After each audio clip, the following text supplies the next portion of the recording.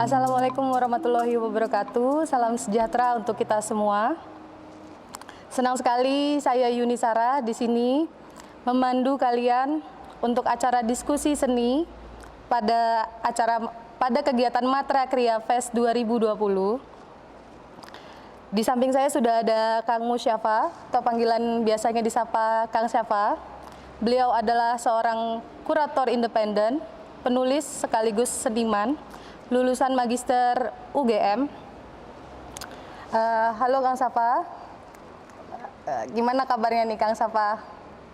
Alhamdulillah sekarang baik. Iya, perlu diketahui juga Kang Syafa juga selaku kurator di Matra Kriya Fest ini. Beliau udah berapa kali mengkuratori karya-karya Kang? Udah lebih dari 10 ya? Waduh, kalau dihitung saya kayaknya nggak pernah hitung. Nggak pernah hitung bahkan kan. Kang Syafa ini aktif di bagian-bagian seni, meliputi seni tulisan ya Kang ya? Oh. Untuk karya yang kemarin baru aja itu karya tentang seni jalanan kan Kang ya? Oh iya, memang saya kemarin fokus di wilayah jalanan. Iya. Terus juga saya di sini menghadirkan dua kriyawan muda, yaitu ada Oktarina dan ada Dwi Fajarintaka. Mereka berdua adalah seniman undangan yang hadir pada Matra Kriya Fest 2020. Mungkin bisa saya panggil aja ya Kang ya. Silakan untuk Oktarina dan Dwi Fajarintaka untuk hadir ke dalam sini. Oke, mereka berdua sudah hadir. Okta ini dia adalah mahasiswa seni di Yogyakarta, ngambil jurusan kulit dan juga aktif di bagian performing art. Beliau juga aktif dalam pameran-pameran individu dan duet ya Mbak Okta. Kalau untuk Mas Dwi Fajarintaka ini adalah alumnus dari kampus seni yang ada di Yogyakarta. Beliau adalah keramikus muda ya Mas Dwi, dan juga pengajar. Terus membaktikan dirinya pada seniman mengajar ya kemarin ya. Iya. Untuk tema yang kita angkat hari ini adalah tentang bagaimana seniman-seniman atau kriyawan muda itu survive di pandemi. Karena ini lagi hangat-hangatnya kan. Tapi sebelum itu kita bahas dulu dong. Kan kalian itu masukin karya di pameran Matra Kriya Fest 2020. Dengan tema Nusantara in Slice. Menurut Mbak Okta nih, gimana pandangan Mbak Okta tentang pameran ini dengan tema itu? Cukup menarik ya menurut saya ketika mendapatkan undangan untuk berpartisipasi dalam pameran, karena melihat dari konsepnya itu sangat dekat dengan budaya atau culture kita juga, karena di mana di Indonesia itu budayanya sangat beraneka ragam dan juga masing-masing suku dan daerah memiliki ciri khas masing-masing, tapi di sini memiliki konsep yang sangat general. Jadi kita bisa menyesuaikan dengan apa yang sekiranya kita cocok untuk apa yang mau kita buat.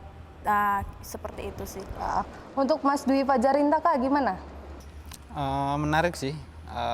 Selain Matra ini juga sebagai salah satu daya dorong ya untuk seniman-seniman yang muda, khususnya mahasiswa dan perupa-rupa ya, yang lebih muda yang mereka juga survive di bidang seni rupa, khususnya kriya. Ini menjadi istilahnya suntikan semangat lah di masa pandemi ini yang notabene saat-saat ini karena pameran-pameran itu udah jarang, tapi Matra bisa hadir memberikan ruang terbuka untuk mengapresiasi seniman-seniman muda di bidang kriya. Iya. Untuk Okta sendiri, Iya. Saya taunya Mbak Okta itu dari jurusan kulit ya? Iya. Tapi tadi saya udah lihat-lihat karyanya, Mbak Okta ternyata menghadirkan karya keramik mix tekstil ya? Ya. Nah itu gimana tuh ceritanya? Kok bisa dari kulit ke keramik dan tekstil gitu?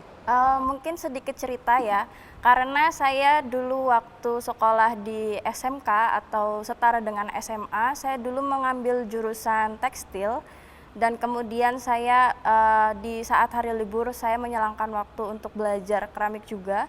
Jadi ketika di saat itu saya mempelajari seni kriya itu sebenarnya memiliki karakter yang menarik di masing-masing medianya. Jadi itu membuat saya tidak menutup suatu keterbatasan untuk belajar dan ingin merespon hal baru. Lalu setelah lulus saya juga melanjutkan kuliah di ISI Yogyakarta dan mengambil jurusan kulit. Saya memutuskan untuk belajar hal baru lagi karena itu sendiri saya sangat menarik dengan sesuatu yang baru, dengan karakter-karakter baru. Karena saya juga untuk konsep dalam ide karya saya itu selalu random. Jadi selalu konsepnya itu bisa berbagai macam. Jadi menyesuaikan media yang mau saya buat kayak gitu. Jadi untuk kulit sendiri sebenarnya saya belum buat untuk karya yang bisa dipamerkan melalui media kulit. Tapi saya juga punya plan untuk menghadirkan karya yang bermedia kulit karena kulit itu menurut saya masih baru juga. Jadi saya butuh pengolahan lagi untuk mengenal media material. Oke, butuh eksplorasi bahan tentunya berarti kan Mbak Okta. Yap. Kalau untuk Mas Dwi Fajarintaka? Kalau saya sebagai alumnus seni keramik ya, yang ada di salah satu Institut Seni Rupa Yogyakarta. Oke.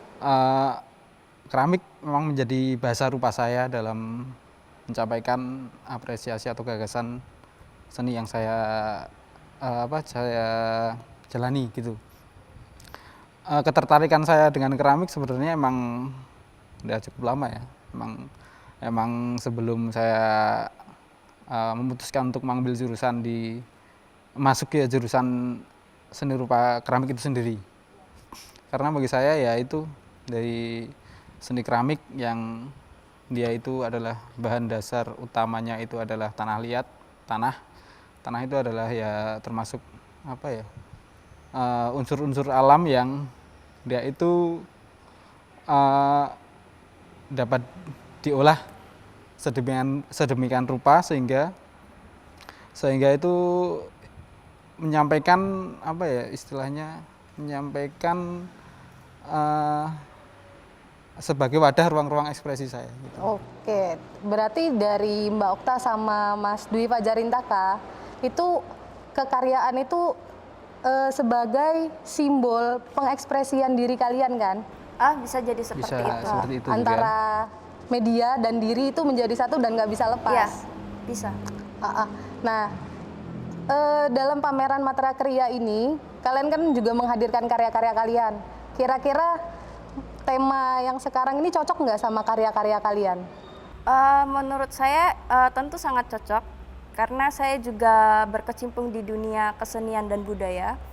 Jadi dengan tema Nusantara in Slice juga saya di sini menghadirkan karya yang judulnya King of Legacy, di mana ketika kita melihat warisan masa lalu di nenek moyang kita, itu setiap daerah memiliki karakter yang berbeda-beda, mengikuti lingkungan dan kondisi yang ada. Jadi kalau kita bandingkan antara suku Jawa dan suku Sumatera, itu pasti melahirkan budaya yang berbeda. Nah, di situ saya hanya memberikan suatu gambaran tentang pemikiran seseorang yang akhirnya meluas menjadi suatu peradaban kayak gitu. Dan itu bisa terjadi di era kita dengan bentuk yang berbeda gitu. Oke, Mas Dwi? Cocok-cocok aja sih. Cocok-cocok aja. Iya. Dengan saya menghadirkan karya keramik dengan judul deformasi ya, bentuknya ya seperti itu. Deformasi tahu sendiri kan pengubahan, karena setiap seniman pasti memiliki salah satu dasar setiap dia membuat karya ada keinginan untuk membuat suatu perubahan gitu loh. Jadi karya misalnya dari sebuah karya dia yang dulu mendalami still life, karya gambar bentuk, di suatu perjalanan pastilah ada satu titik itu dia ingin mengubah sesuatu dari dari yang bentuk wujud baku diubah sedemikian rupa menjadi sesuatu yang dia inginkan. Nah itu. Nah kebetulan karya saya ini deformasinya itu adalah mengambil bentuk-bentuk ragam hias. Yang ragam hias itu adalah salah satu kekayaan Nusantara menurut saya. Nusantara. Nah, dengan kata-kata Nusantara nih, menurut kalian dari generasi muda, kriawan muda, Nusantara itu terlalu kolot nggak sih? Atau lebih kayak tua nggak sih untuk di masa-masa yang sekarang ini? Kan banyak tuh karya-karya kontemporer yang mereka udah ke barat-baratan, Yap. yang kayak gimana gitu. Menurut kalian gimana menanggapinya? Menurut saya itu bagaimana ya? Nusantara itu bukan sesuatu yang dibilang kuno atau tidak untuk era sekarang. Karena waktu kalau kita balik ke Nusantara itu sendiri, balik ke era Nusantara, kita mengenal era primitif itu juga kuno. Iya. Jadi sebenarnya budaya itu berkembang, mengikuti apa yang ada di lingkungan, merespon suatu kebutuhan manusia. Berarti tetap mengambil nilai tradisi, Ya. dimasukin ke dalam karya kontemporer, begitu maksudnya Mbak? Yap, sebenarnya menurut saya itu yang penting karena warisan terakhir kita yang masih dikenal adalah budaya Nusantara kita kan. Menurut saya itu sangat penting untuk lebih dipegang oleh generasi kita sebagai jati diri orang Indonesia itu sendiri. Karena tanpa adanya jati diri kita tuh tidak, menurut saya pribadi, kita jadi tidak bisa mengenalkan apa yang sebenarnya yang ingin kita rasakan, apa yang kita tidak bisa berbagi, apa yang benar-benar kita alami seperti itu. Iya. Kalau menurut Mas Dwi, Tentang Nusantara ya? tentang Nusantara di masa sekarang gitu, kan mungkin buat sebagian orang tuh kolot gitu. Kenapa sih tradisi-tradisi harus masuk di karya-karya kontemporer, padahal yang booming sekarang kan tentang karya-karya yang kuno dimasukin lagi ke dalam karya-karya yang kontemporer, tentang historinya gitu. Menurut saya kalau untuk istilah karya karya yang tadi dibilang kolot tadi ya, Iya. karya-karya tradisi kolot itu menurut saya sih enggak ya. Enggak Kalau ya. saya pribadi berpendapat enggak, karena itu bagian dari sejarah sebenarnya. Iya. Bagian dari sejarah seni rupa kan. Dari yang karya seperti itu berkembang menjadi seperti ini, akhirnya seperti ini dan terus akan berkembang karena itu bagian dari sejarah dan bagian dari pembelajaran untuk semua masyarakat, baik perupa ataupun masyarakat umum gitu. Tapi boleh nambahin nggak? Boleh. Menurut aku juga untuk kesenian atau kita bisa bilang budaya yang sudah diwariskan kepada kita itu tidak hanya sekadar mansa romantisme atau bisa dikatakan hanya kenangan. Itu menurut saya itu ada karena menjadi suatu seperti petunjuk hidup kita untuk menjalani keadaan. Teknologi bisa berkembang, bisa gaya hidup berkembang, bisa. Tapi yang namanya prinsip dan pemikiran itu jangan sampai hilang sama apa yang sudah diwariskan. Karena itu sangat penting menurut saya. Karena dengan begitu kita mau berkembang seperti apapun itu tidak akan nyasar. Seperti itu. Oke, berarti Nusantara, karya-karya warisan budaya yang dulu itu tetap penting. Iya. Menurut saya tetap penting. Tetap Walaupun penting. berkembangnya zaman, teknologi semakin pesat, kita tidak boleh sebagai anak bangsa ya, Yap. kita tidak boleh meninggalkan warisan-warisan budaya kita. Tetap penting. Nah, di sini juga ada Kang Sapa nih. Kang Sapa bisa menanggapi nih. Kang Sapa kan selaku kurator di sini juga, dan beliau juga yang menyusun tema Nusantara in Slice. Gimana pendapat Kang Sapa? Oke, terima kasih. Memang Nusantara memang betul yang dikatakan teman-teman tadi itu ya. Memang kita bagian-bagian karena ada slices itu. Saya membayangkan itu kayak semacam pisang. Nah, pisah, tapi dimaknai itu makan gitu aja ya. Kita pasti baginya kan dipotong-potong. Kita nggak bisa nonton utuh kan ya. Terus potong-sepotong gitu. Artinya kita itu bagian-bagian itu kesatuan sebetulnya. Jadi ikan besar pun kalau mau digoreng dipotong-potong juga. Artinya kita punya kesadaran bahwa itu nggak bisa untuk kita telan bareng-bareng sekaligus. Dan kebetulan Jogja yang saya lihat sebagai atmosfer yang sangat mendukung seni ini cukup menjadi laboratorium juga. Seperti yang saya katakan di tulisan di awal pameran ini juga kita sering dipertemukan gitu loh. Jadi kita Jogja sebagai kota budaya ya, yang masih yang mempunyai keistimewaan, demikian mereka bisa menjalankan dalam tanda kutip kerajaan itu, artinya di situ sangat terdukung. Jadi itu juga bagian dari keseluruhan Nusantara. Dan di Jogja sendiri, Jogja dengan yang telah ditetapkan melalui undang-undang, ditetapkan sebagai kota istimewa, itu juga ditetapkan karena bangunan-bangunan yang ada. Kemudian citra kota seni, kota budaya, kota pelajar, kota sejarah, dan seterusnya. Dari situlah saya kira kita dipertemukan. Dari institusi seni yang dia sangat ngeh dengan visual, kemudian dari orang-orang yang lain yang kita temui per individu punya karakternya masing-masing. Dan kita bersentuhan.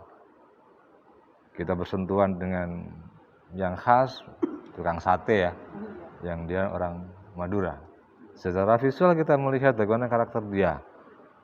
Cara dia bawa dagangannya, cara dia menawarkan itu, dan cara-cara tertentu itu membuat kita semakin kaya. Dan saya kira, saya sependapat juga, artinya Nusantara itu bahkan tidak hanya Nusa, tapi Nuswantara. Yang Nuswantara itu yang ada yang menafsir itu dimensi, jadi antar dimensi. Jadi nggak lagi sentuhan fisik, tapi udah dimensi, dan itu banyak banget. Kita secara nggak sadar, tiba-tiba kita paling gampang, karena ada TV yang paling cepat atau apa, kita Jawa ini tiba-tiba, Jogja ini, kita tahu anjay ya. Dikat nggak nanti? Nah, apa bahasa lugue ya? Lugua, dan yang lain-lain. Ya. Kita panggil Uda ke siapa, Kang ke siapa, Cak ke siapa. Nah itu nggak sadar kita mengalami itu secara setiap hari. Dan itu akhirnya jadi dari hal yang menarik. Hal yang menarik. Dan saya di gelaran di festival di Matra Kriya ini kita nggak melulu, artinya kriya itu nggak melulu di wilayah-wilayah material, di wilayah-wilayah skill, di wilayah-wilayah handmade, di wilayah-wilayah fungsi. Tapi kita jangan meninggalkan masalah ekspresi dan sublim. Estetik harus, uniqueness harus juga. Konseptual juga. Jelas, dan artinya kita mendudukan itu punya nilai tawar yang itu seimbang dengan apa yang kita jalanin, kita selami saat ini. Dari secara sadar karya itu muncul adalah bagian kita sebagai proses dan menjadi Nusantara. Semacam itu sih. Benar. Untuk Kang Safa nih, melihat karya-karya yang udah masuk nih, karya-karya teman-teman, Ya. Dari sisi Nusantaranya, apakah udah mencangkup penuh dari Nusantara Inslice itu sendiri apa belum nih Kang? Oh, kalau secara keseluruhan, artinya karya yang masuk ya, yang mulai proses seleksi, saya kira sudah cukup mewakili, paling tidak. Ketika kita melihat itu, nggak usah berpikir panjang lebar, lihat, oh saya tahu di Jogja ada ini kayak gitu. Paling tidak itu. Paling tidak ya. Artinya ketika ada satu elemen-elemen yang itu sangat sehari-hari, satu paling tidak sehari-hari di situ. Tiba-tiba kita tahu ada wayang, kita ada kain digantung batik, kita ada tiba-tiba tahu itu, dan kita sangat sadar bahwa itu kita alami sehari-hari. Dan kemasan ini, audien adalah bagian dari itu. Jadi audien bagian, bukan berarti karya itu berdiri sendiri, enggak, tapi karya itu akan ada ketika audien menjadi bagian. Interaktif, saling tidak interaksi. hanya interaktif, artinya dia melihat dirinya sendiri di Jogja ini kayak gitu. Iya, sebagai cerminan juga. Iya, cerminan, dan mereka bergaul setiap hari, karena saking bergaulnya mereka nggak merasa lagi kalau ini bergaul, udah kayak bernafas itu akhirnya. Anda itu bernafas loh, tiap hari Anda tahu batik, cuma Anda karena saking tiap hari nggak nyemak lagi itu batik. Bener. Tapi kita di sini, oh iya ya, Anda lihat kan di sini aja banyak itu. Kemudian di hotel-hotel di kota pasti ada banyak ornamen batik segala macam. Jadi saya pengen menyuguhkan ini satu kesatuan. Ini loh keseharian kalian, ini senafas dengan kalian, kayak gitu. Iya. Ngomong-ngomong tentang nafas nih, untuk Mbak Okta dan Mas Dwi, gimana cara bertahan kalian berdua sebagai kriawan muda dalam pandemi yang sekarang ini? Kalau menurut saya pribadi, saya sebenarnya nggak kaget karena saya sudah biasa berkecimpung dengan sesuatu yang namanya krisis gitu. Iya. Jadi itu, nah apalagi ya kalau kita bisa ngomongnya anak seni, itu kita tuh dari awal ketika memutuskan itu sudah mau nggak mau harus bertahan apapun yang terjadi gitu. Ketidakpastian itu selalu ada di kesenian menurut saya. Mungkin kalau dari segi ekonomi ya bisalah terasa ya, tapi sebenarnya saya nggak begitu saya hiraukan aja gitu. Saya coba untuk beradaptasi aja, karena saya pikir karena saya selalu berkreasi dengan kesenian, jadi saya terdorong untuk bagaimana caranya menjadi orang yang lebih kreatif gitu, jadi tidak terpatok dengan keadaan. Kalau boleh tahu nih Mbak Okta sekarang tuh lagi merambah bisnis atau sedang membuat apa begitu? Oh, saya ya di samping saya juga kan masih kuliah ya. Saya juga membuat satu brand kecil untuk produk kerajinan kecil juga, yaitu di bidang kerajinan perhiasan yang menggunakan material-material yang sebenarnya kalau biasanya nggak ada nilai jualnya, tapi saya olah untuk supaya nilai jualnya lebih tinggi lagi. Dan di samping itu juga saya tidak menutup kemungkinan saya bekerja dengan pihak lain untuk ya itu tadi gitu, kita harus belajar dimanapun dan kapanpun, kalau bisa kenapa enggak gitu.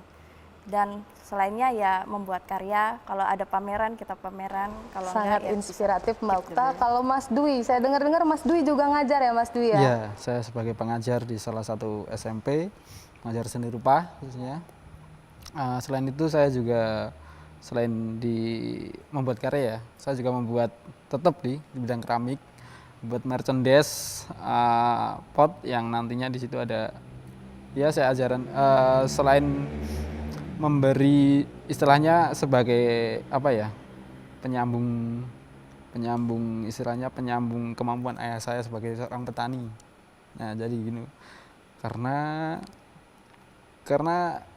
itu juga bercocok tanam tuh menurutku juga termasuk seni. Seni merawat. Seni. Iya. Seni karena menumbuhkan. Iya, karena bagaimana dia tumbuh, karena bagaimana dia berkembang. Dirawat kita seperti melihat. anak. Iya. Nah, kebetulan keramik juga mengajarkan hal itu. Dengan tanah kita berproses, dengan tanah kita kita mengerti karakter-karakter, kondisi-kondisi tanah. Dengan tanah juga saya waktu itu bisa berkunjung ke suatu tempat dan melihat karakter-karakter masyarakat gitu. Jadi Untuk masalah omset kalian nih di pandemi nih, kira-kira kan banyak nih kriawan-kriawan tuh ngomongnya kria, itu nggak bakal mati di pandemi. Kalau menurut kalian sebagai anak muda kria, gimana nih pendapat kalian? Apakah benar-benar pasang naik turunnya omset kalian itu nggak ngaruh di COVID ini? Menurut saya kalau ngomongin omset pasang turun, kalau melihat dari mana kita mendapatkannya, kalau hanya dari satu bidang itu bisa turun. Tapi kalau kita melihat yang bidang yang lain itu bisa naik kayak gitu. Jadi tergantung situasinya, karena menurut saya nggak ada masalah tanpa solusi gitu kan. Jadi kayak seperti saya membuat produk, ya jelas itu terkena dampak. Tapi ketika saya juga bekerja di ekspor mebel, di mana kalau sistem ekspor itu kita order sekarang, produknya mungkin jadinya baru 3 bulan kemudian. 3 bulan kemudian baru kita shipping untuk pengiriman, tapi nyampe di buyernya mungkin tahun depan. Jadi kayak awal pandemi, tapi nanti barang yang dipesan sekarang itu baru nyampe di sana. Sedangkan mungkin tahun depan pandeminya sudah selesai kayak gitu. Jadi kayaknya tergantung situasinya dan kondisinya gimana. Jadi pinter-pinternya kita aja untuk melihat peluang seperti itu sih.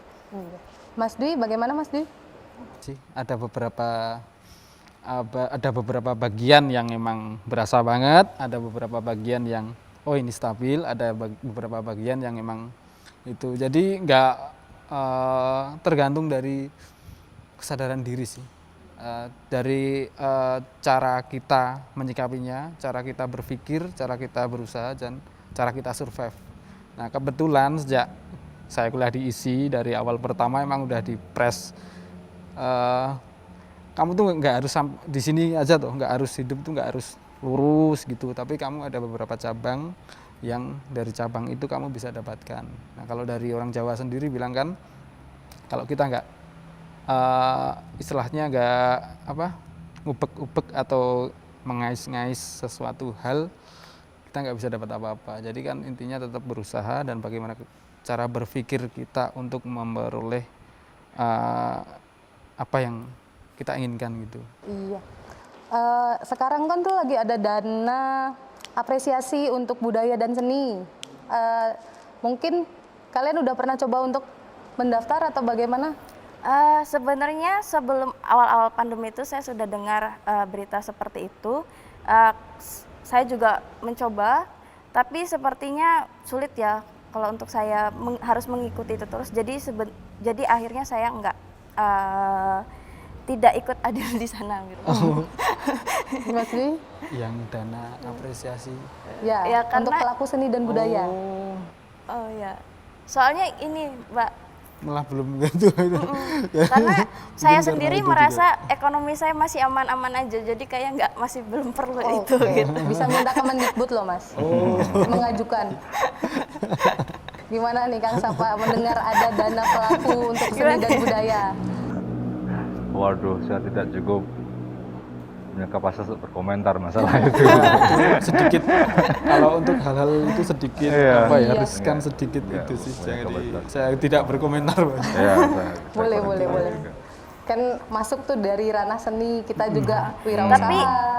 Tapi kalau mungkin ya untuk beberapa teman yang lain mungkin ya sangat dibutuhkan juga karena peluang seni itu terutama Iya. di Indonesia itu masih belum open juga untuk fleksibel di bidang yang lain-lain Iya, gitu. itu Jadi emang juga masih penting sih. kadang masih suka kesulitan Iya, untuk teman-teman karena yang lain. emang- Jadi menurut saya juga adanya itu membantu juga sih gitu. sangat membantu untuk Iya, yang emang membutuhkan. membantu juga karena di beberapa daerah kan memang juga setiap daerah kan ada seniman. Saya yakin itu Iya, pasti iya, ada seniman pasti yang ada. dia itu terlihat dan tidak terlihat, tapi dia tetap berkarya di setiap daerah itu. Saya pasti karena saya pernah kan di suatu daerah, dia itu emang dia memperjuangkan kesian daerah sini tuh gini.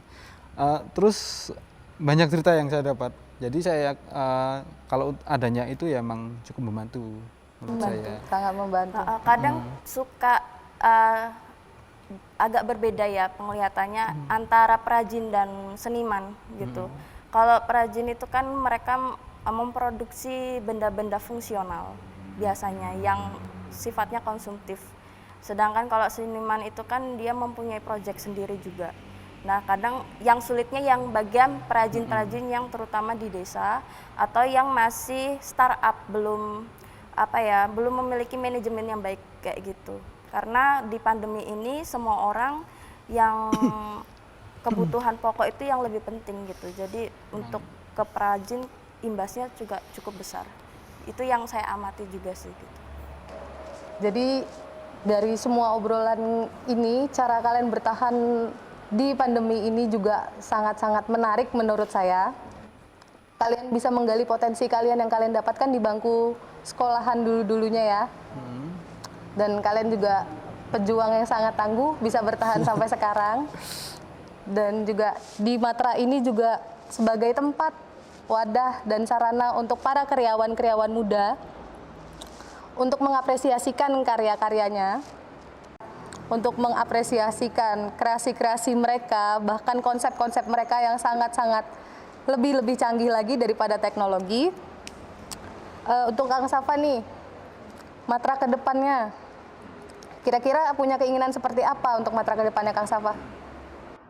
Oh, mungkin lebih dulu kayaknya kan belum belum begitu diungkap ya. Matra sebetulnya dulu itu cikal bakalnya muncul dari benda dulu.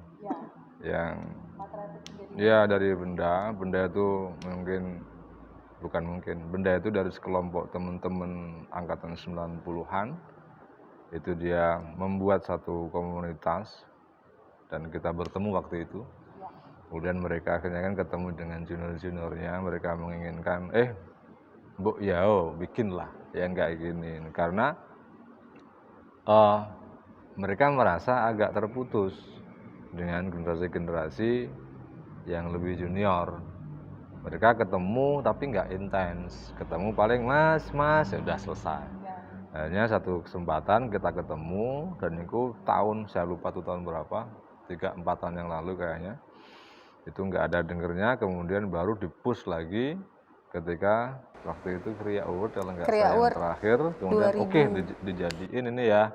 Oke, deal, jadi 2018 kita bikin itu. 2018 itu Matra Award? Matra yang pertama. Nah itu dan saya nggak terlibat waktu itu. Iya. Saya terlibat di seminar kalau nggak salah. Dan ini kan yang kedua, yang kebetulan sebetulnya ini tahun kemarin, tahun 2019. Karena ada COVID ini kan. Iya. Mereka agak ragu dengan itu, akhirnya awalnya gagal, awalnya pending. Kemudian tanpa ada komunikasi lebih lanjut, saya juga kurang begitu concern di situ kan. Seharusnya dihubungi lagi, oke, jadilah itu. Terus kembali membahas gimana ke depannya. Iya. Saya kira ini cukup menjadi parameter ya. Kemarin karena kondisi COVID ini, pandemi ini, dalam waktu 1 bulan itu udah 100 sekian lebih, hampir 200-an karya yang masuk. Jadi saya juga, keren juga ini. Itu dari semua daerah ya kan? Iya, dari semua daerah. Itu kan keren juga waktu sebulan.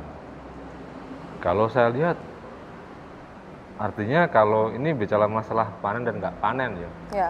Ternyata seni kriya ini tidak dalam masa paceklik ternyata. Benar. Nah juga dari Mas Alex tadi, Mas Dwi Fajarintaka, saya akrabnya manggil Alex. Manggilnya Alex. Ketika dia mungkin berkomunikasi ketika petani itu tanah dan segala macam, dan ternyata mereka pun yang di luar sana tetap berproses. Jadi ketika ada wadah muncul cetet, dan sekarang teknologi juga di tiap tangan punya kan. Oke Mas, dan saya, keren juga ini. Artinya ini wadah-wadah kayak Matra sangat penting dilihat dari parameter itu ya. Ya. Yang kedua, masalah kekaryaan juga. Dengan waktu yang sangat cepat, artinya kesadaran berangkat dari sesuatu yang biasa mereka hadapi, itu udah di keseharian karya mereka. Mereka nggak terlalu sibuk untuk menyiapkan karya. Ketika karya ini Nusantara Insight, mereka sudah di situ gitu. Jadi itu sangat mudah dan cukup memberikan ruang komunikasi buat mereka. Artinya ruang sosial kriawan, ruang sosial seniman di wilayah ini itu memang satu ruang yang dimana mereka saling berinteraksi itu dialogis, tapi kita Nusantara dialognya dengan cara-cara yang khas itu tadi. Ya. Dari apapun dia berdialog dengan material, kemudian dialog dengan skala lebih besar, muncullah itu dalam satu gelaran ini. Dan untuk ke depan parameter di situ sudah cukup saya kira. Mungkin lebih spesifik lagi masalah penyelenggaraan segala macam juga kerjasama. Karena kita juga tahu ini saat yang seperti ini itu juga perlu juga kita menyamakan perspektif. Ini kayak gini masanya bagaimana kita eksekusi ini dengan cara yang lebih baik, mensiasati segala macam. Itu juga perlu diperhitungkan juga. Artinya kita butuh output yang bagus. Tapi kalau output itu tidak diimbangi dengan cara kita menggiring isu, cara kita membentuk satu lingkaran yang bagus untuk berpameran, itu juga outputnya juga nggak akan bagus juga. Itu sih masalahnya. Terus harapan besarnya Kang Safa selaku kurator untuk Matra selanjutnya kayak gimana tuh Kang? Untuk entah untuk seniman-seniman muda yang akan datang, atau tentang karya-karyanya, entah tentang wacana-wacana barunya. Iya, itu kan memang kalau mau dihubungkan dengan wacana seni saat ini yang sepakat atau enggak, ini Ya. kan anggaplah ini Positif. anggaplah ini postmodern ya, yang di situ karya seni selalu menyisipkan suatu hal yang sublim sifatnya. Artinya bagaimana seniman itu mampu menjabarkan mengartikulasikan atau menjabarkan fragmen imajinasi mereka di satu karya. Dan itu juga ukurannya juga menurut parameter masing-masing. Ya. Dan saya kira di sini kalau melihat karya yang masuk dengan keterbatasan waktu segala macam, itu udah cukup muncul saya kira. Bahkan ada yang menarik perhatian, mereka cara menyajikan mereka juga cukup beragam. Artinya ternyata seniman-seniman yang masuk juga memahami itu dan muncul satu satu pemberian kritis dari mereka. Contohlah satu karya di situ, karyanya Mas Lejar kalau nggak salah. Ya, wayang Papua. Nah, dia tahu wayang itu di mana tempatnya, dia tahu Papua itu di mana. Kemudian dengan cara-cara dia, akhirnya terbentuklah sesuatu karya yang itu cukup memberi kita alat untuk memikirkan hal yang lain melalui karya itu. Artinya bisa jadi itu merupakan apa yang diinginkan Lejar untuk dibicarakan. Bisa jadi dia menginginkan ini loh untuk dilihat. Dia mengawinkan itu, mengkolaborasikan itu, memikirkan itu dari satu karya. Kemudian Dan itu lagi mateng. saya kira untuk gelaran ini itu sangat bagus. Ya. Karena yang saya tekankan sih adalah unsur-unsur kritis dari para seniman untuk membuka banyak kemungkinan baru. Terus kemudian lagi ada satu karya yang di situ batik, tapi di situ stripping komik. Dalam penyajiannya cukup kekinian saya kira. Nanti dia menyajikan itu dengan cara-cara yang mungkin agak tidak begitu sering diperlihatkan. Dan dari situlah ini kan kemungkinan baru. Artinya dia banyak hal, banyak ide, dan itu mungkin satu perintilan ide dari seniman itu untuk muncul. Dan saya kira untuk berikutnya itu akan lebih heboh lagi saya kira. Heboh lagi. Ada lagi juga, karya satu lagi juga, yang dia juga berpikir masalah lingkungan. Nata de Soya kalau nggak salah. Berarti dia memang yang saya tahu kan Nata de Coco. Dan saya sempat baca-baca di jurnal-jurnal itu 2017 kalau nggak salah. Itu memang air perasan tahu yang kemudian dengan cara-cara tertentu itu difermentasi, kemudian dengan berbagai bahan yang lain itu dicetak jadi kertas. Eksperimen limbah. Nah, jadi dia eksperimen bahan sangat aktif. Satu, kedua dia peduli lingkungan. Ketiga, dia menyajikan itu sebagai karya seninya. Nah, itu kan cukup bagus. Artinya banyak kemungkinan yang terbuka. Dan mempunyai nilai fungsi juga. Satu, fungsi dan unik juga Dan dapat. unik, Konsep juga dapat secara material.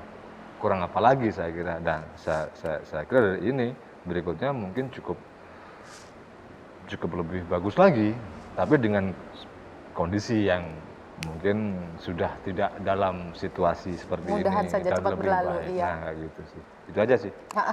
Untuk Mbak Okta dan Mas Dwi Fajarintaka, gimana harapannya untuk seniman-seniman muda yang nantinya akan mengikuti Matra di selanjutnya lagi?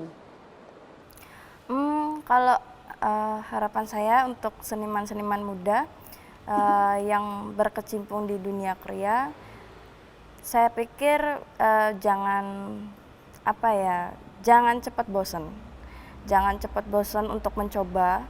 Kalau gagal itu terjadi dimanapun. Kekriaan itu selalu ada gagal banyak, itu biasa. Eksperimen itu biasa. Yang kedua, untuk nilai itu sendiri, saya harap karya itu tidak hanya menjadi suatu memori saja, atau hanya untuk karena itu penting, pengertian karena itu penting, tapi penting karena itu kebutuhan. Jadi membuat karya itu satu kebutuhan hidup, entah itu bisa dipetik dari nilai karyanya, atau habit kehidupannya, atau pola pemikirannya. Tapi untuk terjun ke situ harus bisa menjadi satu hidup yang baru. Maksudnya hidup itu berkembang lebih luas, tidak menutup dunia yang sebelumnya, tapi memperluas kehidupan yang baru-baru. Mas Dwi Fajarintaka? Kalau seperti yang dikatakan sama Mas Safa ya, bahwa kompetisi ini emang membuka peluang-peluang baru, wacana baru, kayak bahwa seniman muda itu memandang kria itu nggak seperti dulu lagi. Terus eksplorasi media, eksplorasi teknis itu pasti ada. Dan menurut saya ya emang perlu ada lagi kompetisi seperti ini, karena wacana baru itu pasti akan datang. Toh sekarang kita nggak terlalu sulit kan, nggak seperti dulu yang kalau untuk mencari referensi itu yang seperti apa. Kalau sekarang kan mungkin tinggal handphone, udah tinggal geser-geser kita udah Dan tahu material, alat, bahan udah cukup mudah untuk. Seharusnya untuk seniman muda itu lebih gampang ya untuk menciptakan karya seni. Jadi karena keterbatasan itu semakin meminimalisir gitu loh. Semuanya kita bisa dapetin dengan mudah. Sebenarnya bisa dikatakan instan juga. Iya. Kalau bisa. Cuman ya tergantung pada kitanya ini sendiri mau atau tidak gitu sih. Ada lagi yang mau ditambahkan Kang Safa? Udah cukup kayaknya. Udah. Cukup. Jadi saya bisa menarik kesimpulan, bisa menarik benang merah dari 3 narasumber ini. Yang pertama adalah di Matra ini sendiri, hadirnya Matra Kria Fest 2020 menjadi wadah dan sarana untuk teman-teman kriawan muda untuk mengekspresikan karya-karya mereka, terus juga nantinya wacana-wacana baru dan harapan-harapan dari, anggaplah mereka, bukan anggaplah sih ya, mereka-mereka yang sudah hadir di sini itu mempunyai keinginan untuk kriawan-kriawan muda menampilkan karya-karyanya yang lebih inovatif lagi, lebih kreatif lagi, dan lebih baik lagi, dan pastinya mempunyai nilai yang lebih untuk kita. Mungkin itu saja untuk bincang-bincang seni kita hari ini. Oke, hari ini saya mendapatkan kesimpulan yang sangat menarik dari teman-teman yang sudah hadir di sini. Yang pertama adalah Matra Kria Fest menjadi ruang kreasi untuk mengapresiasikan karya-karya kriawan muda di Indonesia khususnya. Dan yang kedua adalah wacana-wacana baru dan harapan-harapan baru untuk seniman-seniman muda yang nantinya akan mengikuti Matra Kria Fest 2022. Karena ini diadakan 2 tahun sekali, insya Allah. Baik, mungkin itu saja di penghujung acara hari ini. Saya Yuni, saya pamit undur diri. Terima kasih semua untuk teman-teman yang sudah hadir di sini, Mas Safa, Mas Dwi Fajarin, Mbak Okta. Assalamualaikum warahmatullahi wabarakatuh. Salam sejahtera untuk kita semua. Salam.